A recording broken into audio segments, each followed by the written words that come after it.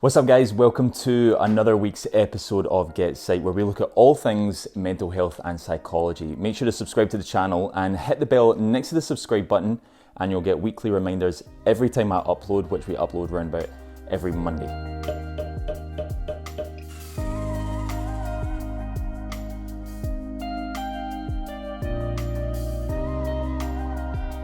Now, on the 4th of November this month, it's National Stress Day. So in light of this, we're going to take a look at the psychology of stress and how to actually start thinking about overcoming stress. So, when we say stress, what exactly do we mean? Well, really stress kind of encapsulates two main things really. It's a psychological perception of pressure on one hand, and it's the body's responses to it on the other. Hans Seil in 1974 created an axis of stress with 4 key points.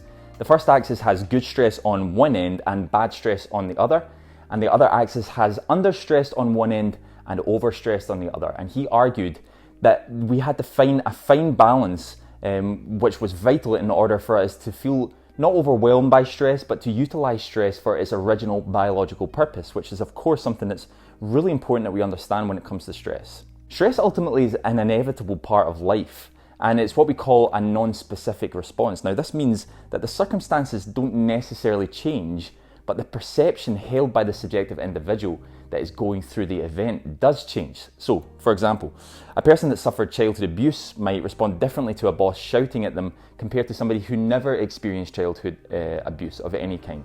And you can start to see a little bit that, somebody's subjective understanding or somebody's subjective experience of any kind of stress response might then lead to a certain kind of response later on in adulthood. The exact same response could happen to anybody and they may respond very, very differently. So that's really important to understand when we're understanding stress. Stress is the perception of danger, which is part of what stress is really all about when it comes to the fight, flight or freeze response, when it comes to that perceived sense of danger. So we have a little bit of a better understanding of what stress is, but what actually causes stress?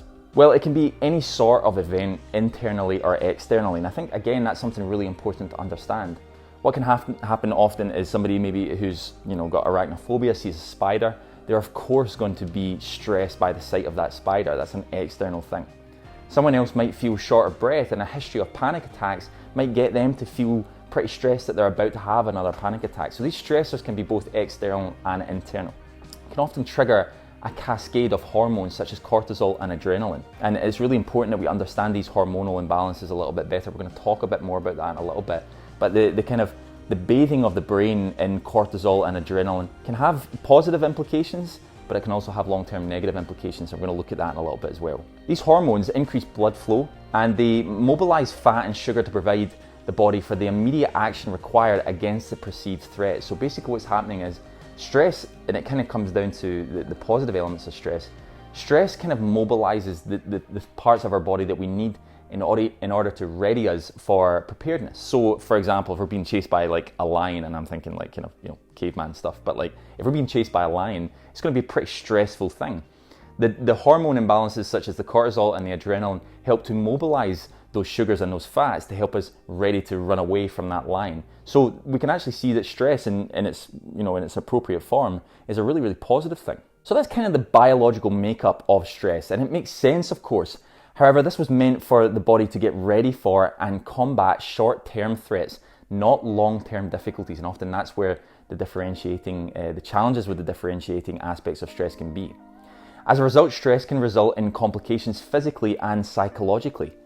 Short-term stress does not result in long-term consequences. However, there are some empirical studies and evidences to suggest that perceived or repeated experiences of threat over the long term can have really negative connotations for us physically and psychologically.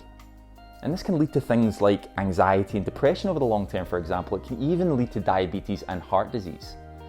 One of the complications is that the hormones that we use to ready the body that we talked about when we're stressed also deplete our immune system if we are exposed to them for too long. So for example, those hormones like cortisol and adrenaline, those are the things we need to help mobilize the sugars and the fats to get us ready to run from the lion. However, when the brain is bathed in adrenaline and cortisol for too long, it's the kind of stuff that then depletes our immune system if the brain is exposed to it for too long a time frame. And this happens by the hormones reducing white blood cell counts and inflammation. There's even cognitive difficulties that result in excessive stress. For example, when the brain marinates in the stress hormones that we discussed, it can lead to the brain experiencing memory loss and cognitive decline. So again, we need to understand the difference between that short-term stress that we require, that we need when we're running from the line, but the difficulties that we experience when we have that over the long period of time. So when we use those stress responses in situations that we don't need them. So, if we're having prolonged stress at work, constantly going into that flood of hormonal imbalances, constantly going through that readiness to run from the line or that perceived sense of danger, it's just going to lead to really severe issues actually with our physical abilities, our psychological abilities, and our cognitive abilities. So with all this knowledge now, how do we actually start to overcome our stress? Well, we need to recognize that some stress is okay and important. And again, I really do want to get that across. With this being National Stress Awareness Day on the 4th of November, we need to have a proper understanding of stress. We need to utilize the knowledge of stress that we're talking about in this video to help combat that long-term stress and the resulting complications that can happen. So for example, it's okay to feel stressed out over the short period of time. It's okay to feel stressed when you've got a university assignment coming up, or you've got a big task at work, or you're going for a promotion or something like that, or you're about to have a baby, I don't know, something that causes stress. Those kind of things are appropriate. It's okay to feel stressed, and in many ways it's a positive thing. It gets us to be ready for the big event that's coming. However, over the long term, if we're consistently dipping our toe into that stress pool to help us through things over the long period of time, that can have massive implications. So it's really important that we recognize that some stress is okay, but there's sometimes that it's not okay, and we really need to understand that. There can be a number of different ways in which we can help to manage our stress when we start to feel it over the long term. So, things like mindfulness and meditation. These are kind of tools that can be very helpful, because mindfulness or meditation, and there's people that are far more versed in this stuff than I am, but my appreciation of mindfulness and meditation is all about being in the present moment. It's about being in the here and now. And often when we think of anxiety, it can be so focused on the future. Depression can be so focused on the past. We can get stressed about what's happened to us. We can get stressed about what's coming. And often we forget to be in the present moment. And mindfulness and meditation can be really helpful to help us do that. There's a lot of really good apps like the Calm app, Headspace. There's a lot of other tools online that you can utilize to help you with meditation and mindfulness. It's something I do or try to do on a regular basis. And I find it really, really helpful. It's something I talk to my clients about a lot as well when they're experiencing a high degree of stress. When in uncontrollable situations as well, it's important to obtain control where we can by being organized and structured. And I think this is a really important thing that I talk about when it comes to stress or anxiety even in particular. And when we're thinking about lockdown and coronavirus, there's a lot of stressful situations going on. There's a lot of anxiety provoking situations. And one of the most stressful situations, or one of the most stressful factors about what we're going through right now, is a perceived lack of control. We're told to stay at home certain times of the day, we're told to do this and not that. That can result in a high degree of stress. We need to try and create structure and organization where we can. Now that can be just in day-to-day tasks. That can kind of be by structuring out your day. I do a lot of bullet journaling, and I structure my meetings, my phone calls, my clients, my GetPsyched work, all those kind of things. I find that structure helps me obtain a high degree of control over my life. And the times that I've been most stressed out have been the times where I felt like I've not had any control, and I'm sure you can resonate with that to some degree. So being organized and structured with your day-to-day life can be really, really helpful when we're trying to overcome certain levels of stress. Things like journaling as well can be super helpful. I do a lot of journaling, and I do that with my clients as well. I recommend that with my clients. Actually doing a bit of a reflective journaling process can be really cathartic. It can be really therapeutic when we're trying to overcome levels of stress. Actually engaging with the process. Sometimes what I think, and I'm kind of speaking of personal experience here, what happens is that the stress can kind of just happen to me, and it's kind of something that just flows into my head and out again, and it's just this constant spiral of stress sometimes. Sometimes it's a really good exercise to sit down and actually journal how I'm feeling. That can be a very helpful process when we're trying to overcome certain levels of stress.